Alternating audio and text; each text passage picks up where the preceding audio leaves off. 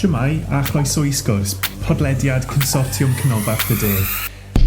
Yn y podlediad hwn byddwch chi'n clywed y trafodaethau diweddara am bob math o bethau addysg. Hello and welcome to Sgwrs, the Central South Consortium podcast. In this podcast we'll bring you the very latest discussions on all things education.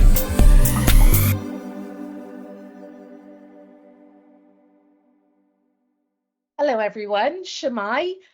My name is Lucy Donovan and I am an Associate Advisor for Early Career Teachers at Central South Consortium, and I'm joined today by Matthew Amesbury, an NQT, who has very kindly agreed to come and talk about the inquiry projects that he has undertaken during his NQT induction. So hello Matthew, would you like to introduce yourself? Hi Lucy, yeah, my name is Matthew Amesbury, as Lucy just said. I've been working on day-to-day supply over the last year, since September really. I completed my PGC last year. My subject's design technology, but I've been working in the CSC area this year. I've done mostly day-to-day supply, but I have done a few long-term placements here and there.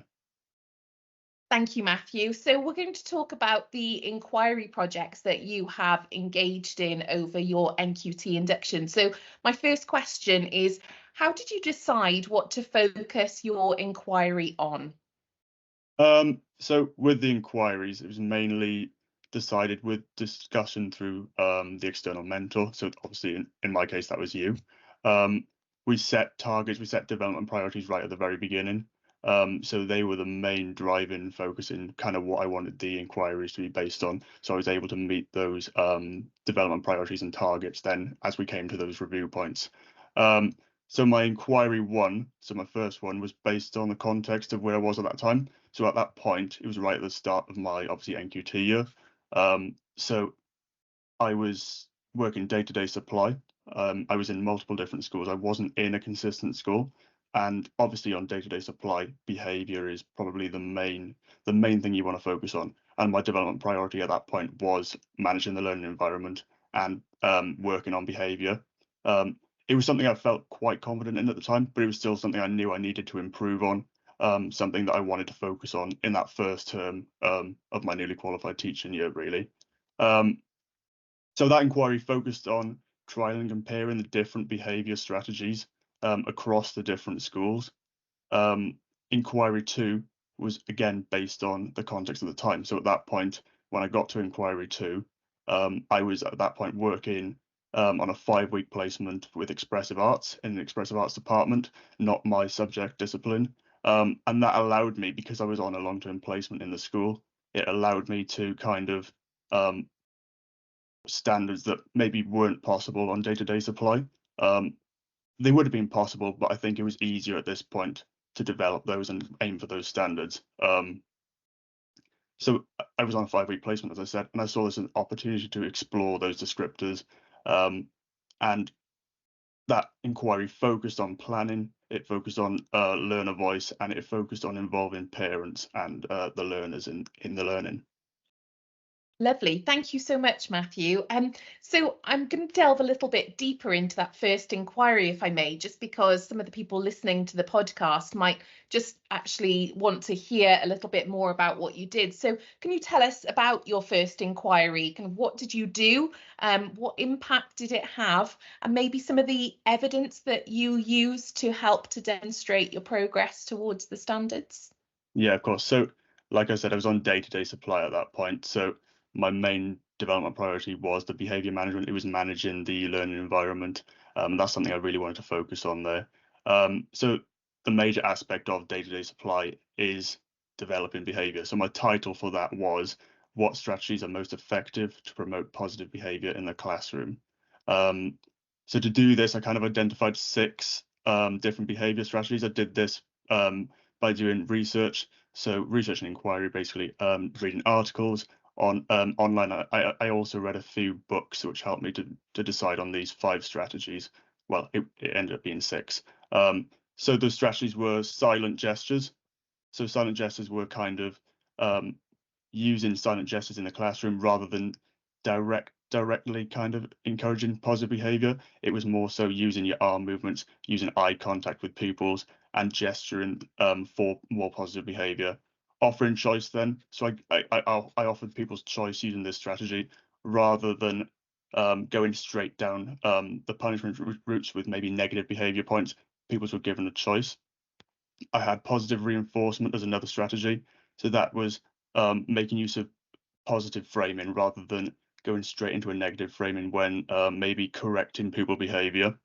I had whole class self-reflection as well, which was a strategy I kind of developed on my first placement, which was when I kind of, if the class was behaving in a negative way, and I thought it was maybe the majority of the class rather than just individual pupils, I'd get them to kind of rate how they thought they were behaving and for them to feedback to me so they could kind of see where I was coming from with my judgment and how I was dealing with their behavior. And that worked quite nicely. So that wasn't one that was sourced through research. That was kind of one that I developed that I also wanted to compare to the ones that I'd sourced through research. I also had then behavior cards, so negative behavior cards. If pupils were behaving in a negative way, I had these cards that I developed that would allow me to write down what they were doing wrong, what I'd expect from them, and what was going to happen if they continued. I handed out these cards then to the pupils, and it kind of allowed me to deal with the behavior quietly without disrupting the rest of the class. And then finally, positive framing, where I used positive postcards that would allow people to take those home and show pupils when they were displaying positive behavior, and using that as kind of an expectation for the rest of the class to follow then. In terms of evidence for that, I made comparison grids. So I made a table on Microsoft Word, printed it out, and I had a table that had the year group. I had the school's location, because obviously I was working in different schools at this point. I wasn't in one consistent school. I also had then the effectiveness, so I was identifying how effective that behavior strategy was in that situation. And I had a box for comments as well. So I could write down what I thought and my personal opinions on that and how effective it was in that case, and maybe how not effective it was. Maybe it didn't work in that situation. But that evidence then allowed me to collect that evidence all in one place.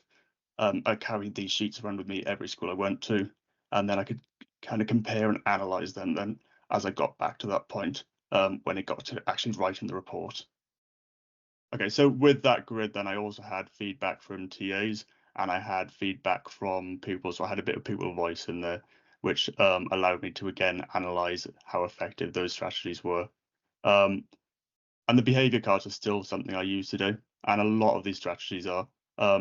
They're strategies that allowed me to build up my skill set, allowed me to kind of build on my behavior management, and slowly that's become more natural. At first, they were explicit strategies that I was deciding to use, but now it kind of comes about more naturally as I'm reaching the end of my NQT year.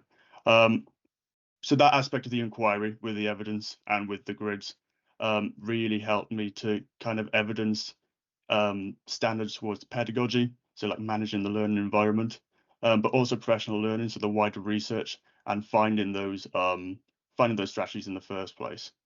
But I also explored research and inquiry within the school setting, so it wasn't just research and inquiry based on reading books, based on researching online.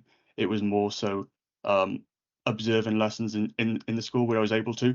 Obviously on supply that was quite difficult, but in the two schools I was in most frequently, it was possible, and I was able to do that. And I kind of aimed to observe classes that I knew well, so and maybe classes that I'd struggled with. So if there were certain pupils that I'd struggled to control their behaviour, I tried my best to try and observe some of their lessons to see how teachers were dealing with their behaviour in their classes. And obviously being in different schools as well, it's hard to know the expectations. It's hard to know what teachers and what maybe policies are in place. So this really helped me with that as well. So it wasn't just about controlling the behaviour, it was about learning how each school deals with behaviour. And it really, really helped me on supply, being able to do that. So if you're able to do something like that, that's definitely worth trying to seek out. Lovely. I think, did you also include, you went and saw other teachers and sort of made notes on their behaviour strategies. So did you include then your notes from observing others as part of your evidence for your inquiry? Yeah, definitely. That made up a really good part of my evidence. So I had quite a lot of evidence in my first inquiry. and that was definitely one of them. I had quite a few notes I'd made, and yeah, it really helped to prove those standards then. Lovely. Thank you, Matthew. I really enjoyed reading your inquiry on behaviour, and I think the idea of using the context of day-to-day supply to enable those comparisons, I think was a really good way to kind of use your context effectively. And it's lovely to hear that that's become a more natural part of your practice, because it can feel at the beginning when you're teaching you have to do everything quite deliberately, but lovely to hear that as you have progressed throughout the year, that's become more second nature in the classroom. So thank you so much. Definitely. Can I switch to your second inquiry, because your first one was fascinating, so really keen to hear more about your second one. So can you tell us a little bit about your second inquiry and what you did, and what impact that had as well? Yeah, definitely. So the second inquiry, again, based on development priorities, and based on the standards that maybe I wasn't able to meet with the first inquiry, but also based on the context of my supply work at that time. So as we began this second inquiry, as we were setting out the development priorities, I was in a situation where I was offered a 5-week placement covering for the expressive arts department in one of the schools that I'd worked in most frequently. I'd actually done my first placement there on PGCE as well.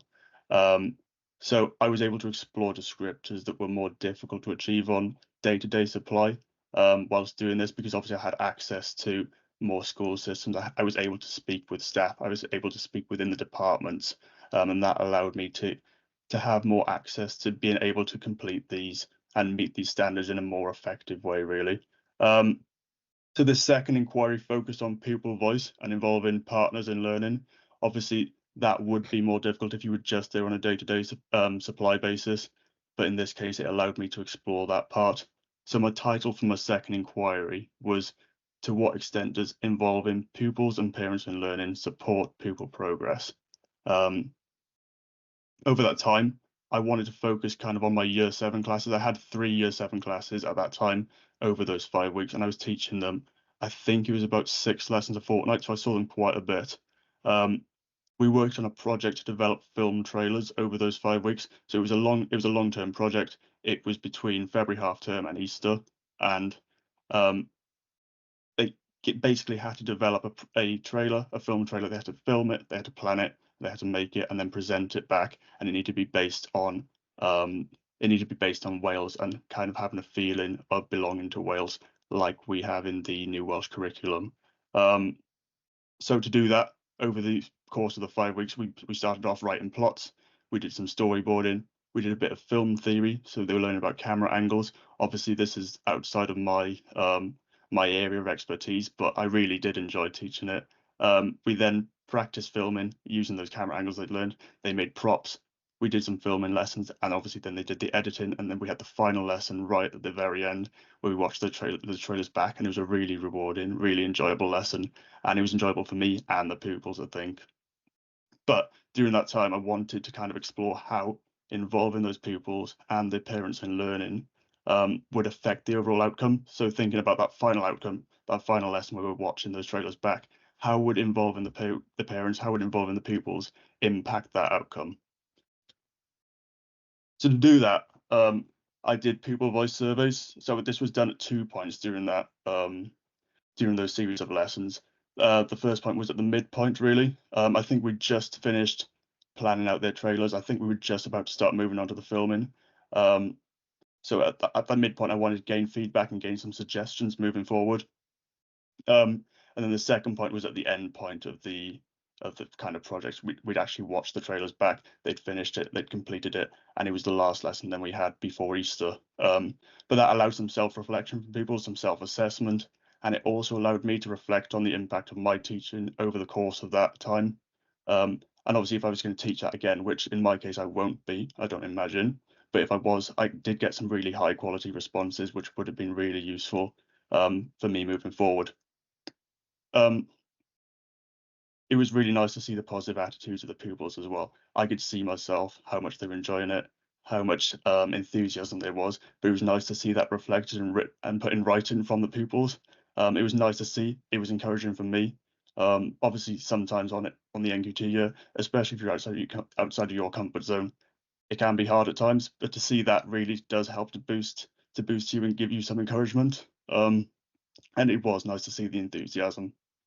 So the survey at the midpoint, it did allow me to make some changes to future lessons. So it allowed me to change what we were doing. It allowed me to make some adjustments based on what they'd said they might need, because obviously they knew what they were aiming for, and it allowed me to kind of make those changes. So one thing they asked for was to have time to make props, to design props, and access to drama department costumes. So I was able to arrange that. I was able to give them a lesson to do that, which really helped to make an impact on the final outcome of the lesson then. In terms of the standards met, that allowed me to meet standards such as listening to learners, learners leading learning, pupil progress, and also the assessment standards with the self-assessment part of that. It also allowed me to evidence some DCF and the 4 purposes by tailoring the questions from the pupil voice to kind of help me evidence that and show that that's what I taught and that's what I was able to achieve during that time. I was also able to meet some collaboration standards. So this was separate from the pupil voice part now. Whilst we were watching the trailers back at the end point, I invited some of their form tutors to come and watch because I was teaching mixed ability classes. It was just in their form classes, so I was able to invite the form tutors to come and watch those back. Unfortunately, they weren't able to come and watch them, but there was one who seemed really interested, and she asked me to send her the trailers by email, sorry, and they watched them back as a form class then on the Friday of the last day before half term, and that was obviously really rewarding to hear, and it gave pupils the chance to have the praise they deserve from their form tutor as well. Contacting parents and involving parents in learning, that was a really difficult thing to do on supply.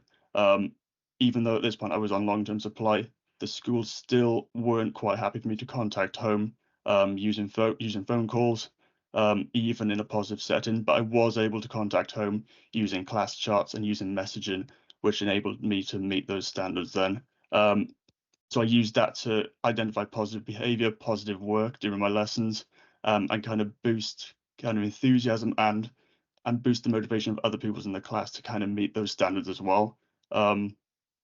But I also used it to inform parents of plans of upcoming lessons. So when we were filming, I asked them to remind people to bring in the props, to remind them to be prepared for the lesson, and that really worked. And most people were then bringing stuff in, and they said it's because their parents reminded them, which was really useful for me. But in terms of the impact of this inquiry, I think it had an excellent impact on the learning for pupils. It allowed them to have an input on what they were learning. It resulted in a better outcome because I hadn't thought about making props or allowing people time to develop props.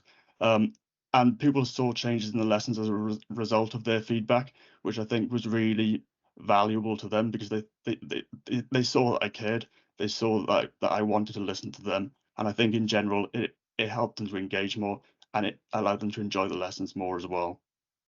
I'm just going to stop you there in terms of the pupils. I was fortunate enough to go in and observe Matthew as he was working on this project and just saw the enthusiasm from the pupils. And I do think they felt really valued because you had, you were listening to what they wanted and the direction they wanted to take it, the project in. So it really did give them some ownership. And also, even though you were saying that communication with parents was quite difficult, I think you found ways around that to communicate that positive message home. You did actually have some feedback, didn't you, from a parent who you bumped into in Tesco? Is that right?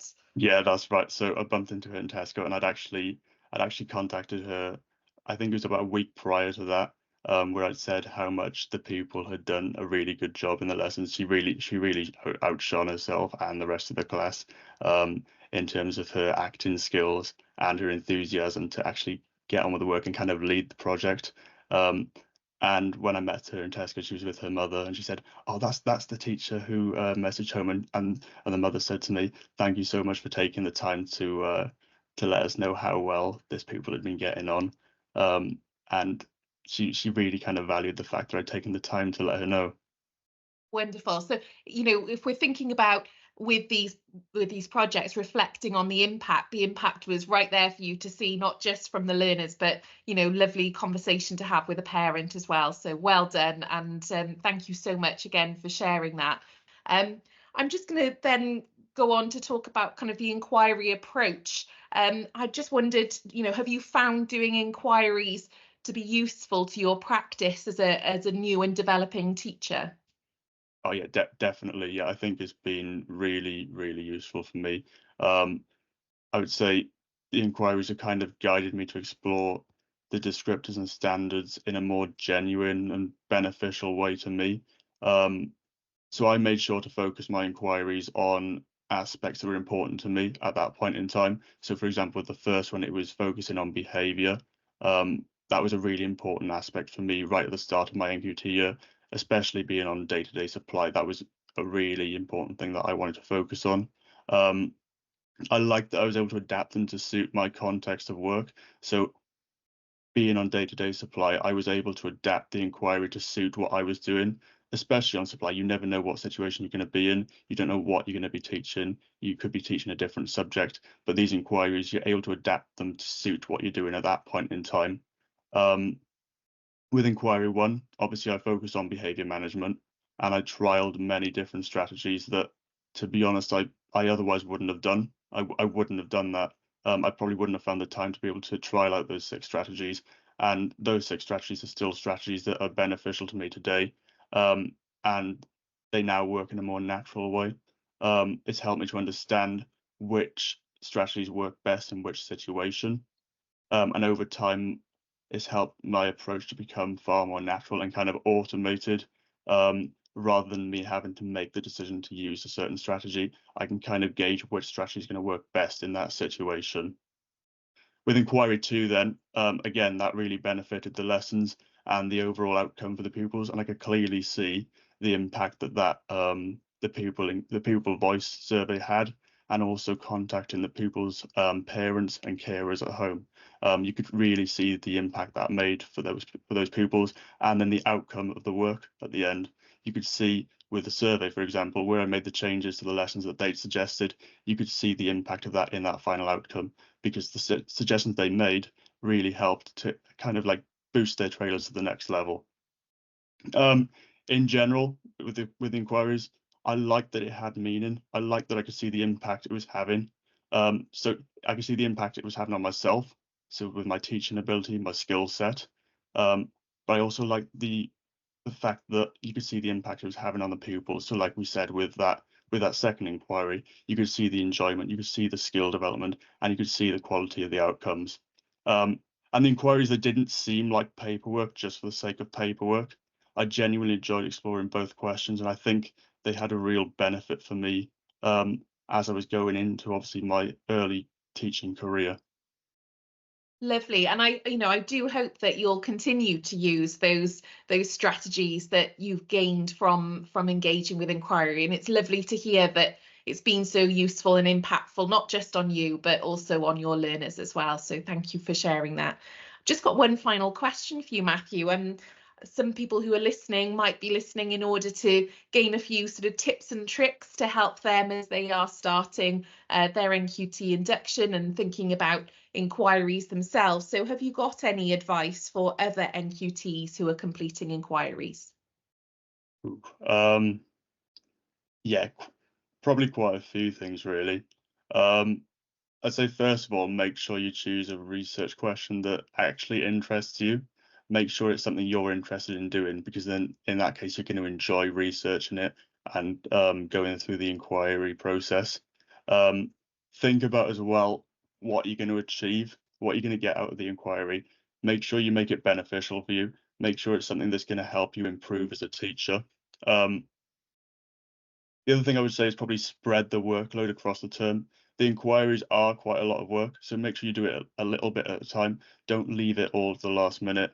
Don't do it all in one go, because not only is that going to stress you out, that's going to add to your workload. Also, it won't be beneficial at that point. To be beneficial, you need to do it a little bit at a time. You need to be able to review and evaluate what impact it's having as time goes on. Also, enjoy it. Don't see it as extra work. see it as an opportunity to develop yourself as a teacher. The NQT year is a really exciting year. I've really enjoyed my time this year, and it's really important that you make the most of it. Lovely. Well, thank you so much, Matthew, for taking the time to join us and to talk to us about your inquiries. I'm sure lots of other NQTs will really benefit from having listened to the approach that you have taken across your NQT induction. And I wish you the very best of luck as you proceed to the next steps of your career. Thank you so much. Thank you very much, Lucy. Diolch am wrando ar y benod hon o Sgwrs. Cofiwch ein dilyn ar Twitter a Facebook, tanysgrifio ein sianel YouTube, ymuno yn cymunedau ar ein gwefan a darllen ein bwletin ysgolion wythnosol am y newyddion diweddaraf. Thanks for listening to this episode of Sgwrs. Don't forget to follow us on Twitter and Facebook, subscribe to our YouTube channel, join our online communities via our website, and read our weekly school bulletin for the latest news. Hwyl am y tro. Bye for now.